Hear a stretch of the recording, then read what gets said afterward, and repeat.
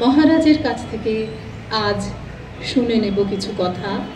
মহারাজ আমাদের বলবেন, সেই অপেক্ষায় আছি আমরা সব। নমস্কার।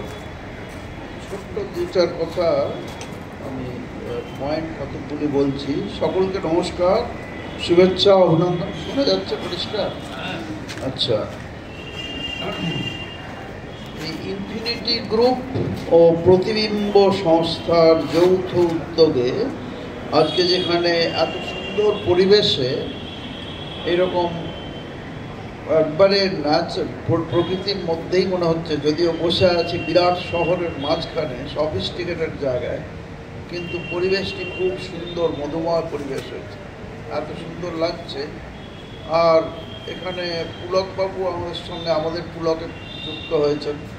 এরকম বড় ফিগার, বিরাট পার্সোনালিটি কিন্তু আমাদের সঙ্গে মিশে নিচে নেমে এসছেন সাধারণভাবে, সাধারণ মানুষের মতো। আরও অনেক গুণী লোক আছেন। এই জন্য আমার খুব আনন্দ হচ্ছে এই সন্ধ্যেবেলায় এসে। আমাদের খুব ব্যস্ত রুটিন, স্বল্পকাল মাত্র আসতে পারি, বেরোতে পারি, তাই রুটিনের মধ্যে রোজ চলতে হয়। রামকৃষ্ণ মিশন জানেন, খুব কম সংখ্যক সাধুতে এত পৃথিবী জুড়ে এত বড় মহাভাব। তা এটা একটা মনে রাখতে হবে। এখানে যে প্রতিবিম্ব নামটিও খুব সুন্দর। সাহিত্য মানে আমাদেরই, মানুষেরই ভেতরের প্রতিবিম্ব সে সাহিত্যে দেখেন। কাজে প্রতিবিম্ব নামটি খুব সার্থক নাম, খুব চিন্তা। আর ইনফিনিটি গ্রুপের সঙ্গে যুক্ত হয়েছে, এটাও একটা বিরাট।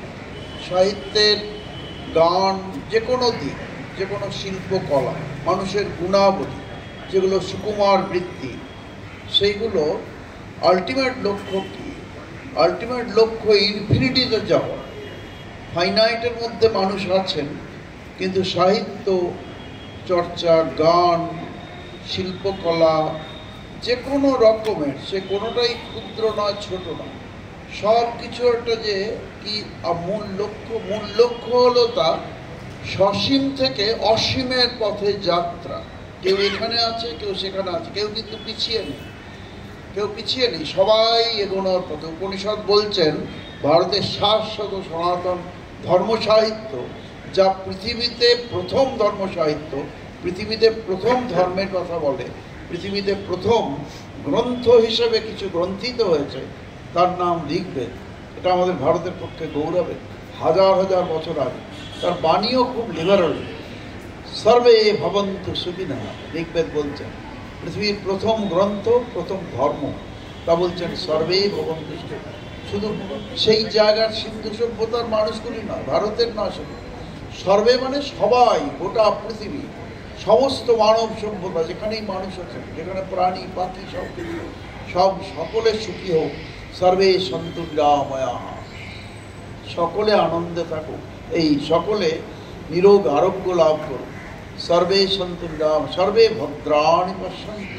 যা কিছু দেখবেন সবাই, সেই দেখা, চোখের দেখা, মনের দেখা, অন্তর্দৃষ্টিতে দেখা, সেই দেখা কি?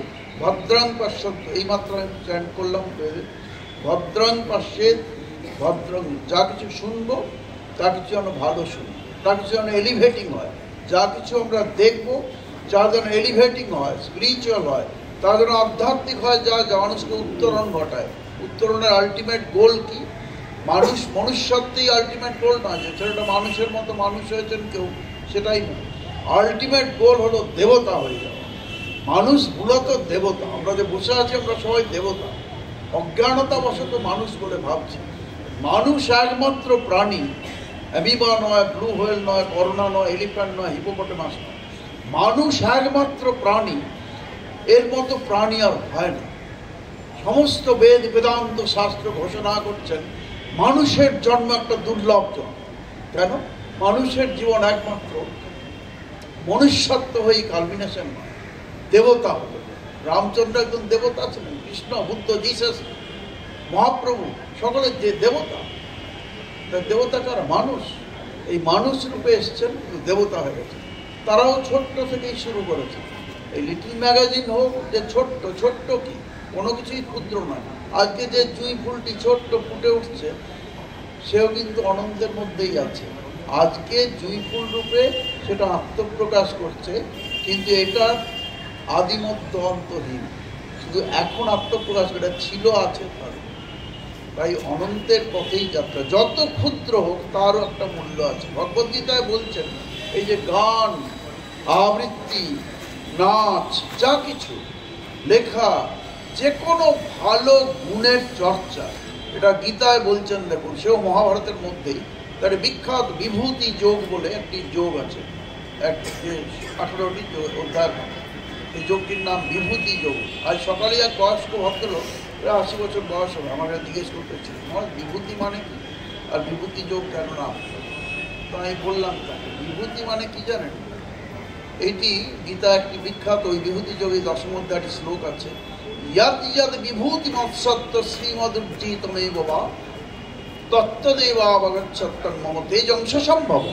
ভগবদ্গীতা শ্রীকৃষ্ণ বলছেন এই শ্লোকে, যেখানেই দেখবে কোনো বিভূতি মানে কোনো বিশেষ গুণ, এই যে গুণের কথা বললাম, একটা কোনো গুণে ইনি বড় হয়েছে, ইনি বড় যদি কিছু করে থাকেন ওই বিশেষ গুণে করেছেন। এলোমেলো জীবন হলে তারা কিছু করতে পারে, উনি একটা বিশেষ, উনি একটি বিশেষ। আমরা যারা গান জানেন, এই আমার একটি বাচ্চা মেয়ে, আমার কাছে বাচ্চাই বলবো, রিসিভ করে নিয়ে এলো এখানে, সে তার কী করলো, আমি অপেক্ষা করছি, কি প্রতীক্ষা করছে, ভালোই হচ্ছে, দাবের সঙ্গে মিলে গেছে, প্রতীক্ষা এখানে নিয়ে এলো। তো এই যে গুণ, একটা যে কোনো গুণ মানুষের, এই গুণগুলো কি, এগুলোকে এই বিভূতি বলে। তাতে বলছেন ভগবান ওই শ্লোকটিতে, ইয়াদ ইয়াদ বিভূতি মৎসত্ব, যেখানে যেখানে দেখবে কোনো ভালো গুণ, এই নাচতে কোনো একটা বিশেষ গুণ আছে, এগুলো কি, ওই গুণগুলো আসলে those qualities, values are what? Those are all generated or produced from the splendor and glory of myself. ওগুলো আমার দৈবী শক্তি, সেইগুলো যে আমি ওই গুণ রূপে যেন বিরাজ করছি, তার কম কথা না। ওই একই ভগবান শ্রীরামকৃষ্ণ রূপে এসছেন, তিনি কথামৃত ওই একই কথার রিফ্লেকশন বলছেন। তারা সংস্কৃতে বলেছেন, বাংলায় বলছেন, কথামৃতের ভাষা কোট করছি, বলছেন যার মধ্যে, দেখুন কত সহজ বাংলায়, লেখাপড়া শেখেননি কিন্তু ব্রহ্মদৃষ্টি থেকে বলছেন, যার একটা বিদ্যা খুব ভালোভাবে জানা আছে, এই নাচতে কি গাইতে কি বাজাতে কি বলতে, তার মধ্যে ঈশ্বরের বিশেষ প্রকাশ। একই কথা, ওই শ্লোকেরই রিফ্লেকশন, একই কথা, তার মধ্যে ঈশ্বরের বিশেষ প্রকাশ। তার পরের কথাটি আরো অসাধারণ, তারা যদি একটু চেষ্টা করে তাহলে ভগবান লাভ করতে পারে। তার মানে তারা কত উঁচুতে ভাবুন। আপনি বলছেন লিটিল ম্যাগাজিনে কেউ লিখছেন, হয়তো ছোট লেখক, সেই লোক বিরাট হতে পারে, হয়েছে তো। জয়বাবু এখনই বললেন, তাই না, স্ক্রিনের মুখটা আমরা শুনলাম, তিনি একটা ছোটই লিখছেন, মানে ওই ছোট থেকেই বিরাট হয়ে গেছেন। তাই জন্যে তারা একটু চেষ্টা করলে ভগবান লাভ, যে ভগবান লাভ এত দুর্বল, যে কোনো মানুষের মধ্যে যদি কোনো বিশেষ গুণ দেখো, সেই গুণ ভগবান স্বয়ং, তার মধ্যে ঈশ্বরের, সব মানুষের মধ্যেই প্রকাশ, সেই সব মানুষের মধ্যে বিশেষ প্রকাশ, এটা বিশেষ। তাদের আমি নমস্কার জানাই। এখানে ছোট হোক বড় হোক, এতজন যে সবাই এই বিশেষ কাজ নিয়ে, বিশেষ গুণের সমাদর করতে সবাই সম্মিলিত হয়েছে, এটা একটা বিরাট জিনিস। আপনারাই আমাদের নমস্য, শ্রদ্ধেয়, পূজনীয় প্রত্যেকে মানে বিশেষ গুণসম্পন্ন আছেন। কেউ নাচতে পারে, কেউ বাজাতে পারে, কেউ বলতে পারে, কেউ গাইতে পারে, লিখতে পারে, এটি হলো বিশেষ। একটা রবীন্দ্রনাথের রচনাবলী 22 খণ্ড, ওজন করলে বোধহয় তার চেয়ে ওজন বেশি হবে, তাই না? কবে ধর্ম সাহিত্য, ঋগ্বেদ থেকে বৈদিক সাহিত্য চলেছে শত শত বছর ধরে, কিন্তু কেমন সাহিত্য দেখুন, গোটা পৃথিবীতে হাজার হাজার ইউনিভার্সিটিতে পড়ানো হচ্ছে ভারতীয় ধর্ম সাহিত্য। রামায়ণ মহাভারত নিয়ে কত গবেষণা, কত রিসার্চ, কত সেমিনার আজও হয়ে চলেছে হাজার হাজার বছরে।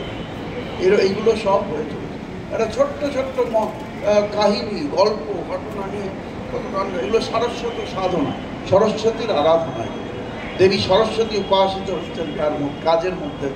কেউ ছোট্ট ভাববেন না, কেউ ভাববেন না আমি একটা কি করছি, পত্রিকাটা বিক্রি হলো না বা কি, এরকম কেউ ভাববেন না।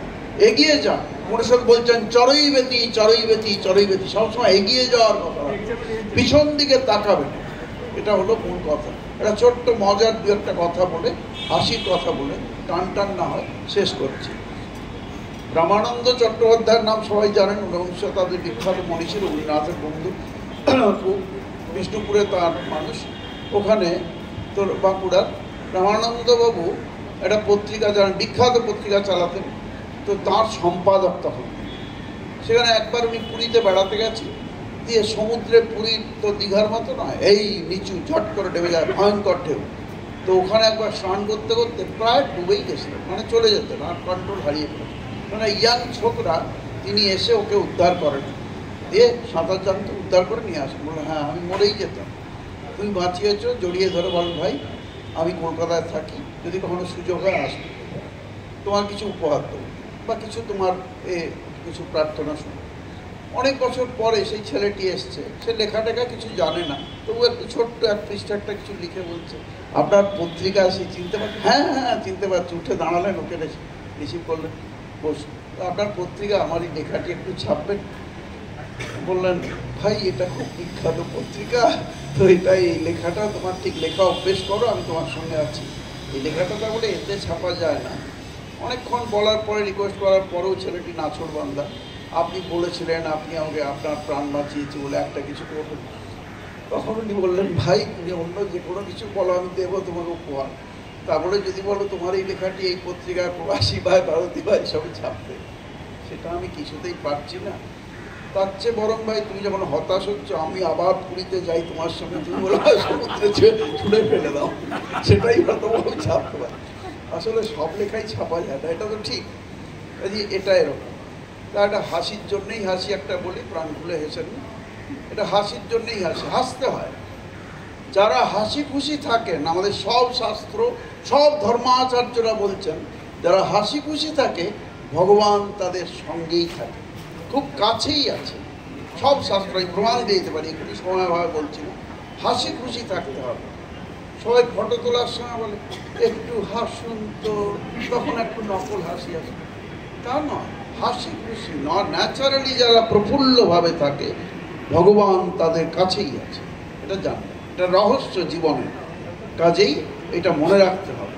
এটা হাসির কথা, একটি বাচ্চা ছেলে আর মেয়ে যাচ্ছে, এক ভদ্রলোক জিজ্ঞেস করলেন তোমার কী নাম? খুকুকে। খুকু তোমার কী নাম? বাচ্চা মেয়েটি বলল আমার নাম রাখি পূর্ণিমা দাশগুপ্ত। বলো তুমি রাখি পূর্ণিমার দিনে হয়েছিল? হ্যাঁ। এই বাচ্চা ভাইটি, সে তো অবাক হয়ে তাকিয়ে বলছে পাড়ার দিদিকে রাখি পূর্ণিমা, রাখিদি বলে ডাকি, আমি তো জানতাম না রাখি পূর্ণিমার দিনে হয়েছে বলে ওই নাম দিয়েছে। আমিও তো একটা বাঙালিদের বিশেষ অনুষ্ঠানের দিনে হয়েছি, কেন আমাকে মা দিদি বান্টি বলে ডাকে? স্কুলে আমার নাম দিয়েছে বিবেক। একদম মিল নেই। আমি আজ থেকে আমি ওই নামই বলব, কারণ এখন জানলাম রাখি পূর্ণিমার দিনে জন্ম বলে, আমি বিখ্যাত অনুষ্ঠানের দিনে জন্মেছি। একটু পরেই জিজ্ঞেস করছেন ভদ্রলোক তা ছেলে মেয়েটিকে, এ কি তোমার ভাই? টেনে নিয়ে বলে আদর করে, হ্যাঁ আমার পাড়ার ভাই, আমার প্রতি পাশের বাড়ির ভাই। খোকন তোমার কি নাম? ওই ছেলেটি গর্ব করে বলছে আমার নাম ভাই ফোঁটা বন্দ্যোপাধ্যায়। খুব ভালো লাগলো, খুব আনন্দে থাকুন, যেটাই করবেন উৎসাহের সঙ্গে করুন, উদ্দীপনার সঙ্গে, বি স্পিরিটেড, ডাইনামিক। একদিন দেখবেন ছোট্ট জিনিস বিরাট হয়ে গেছে, ছোটই হয়তো আছে, অ্যাটম কত, কিন্তু বিশাল শক্তি, তাই না?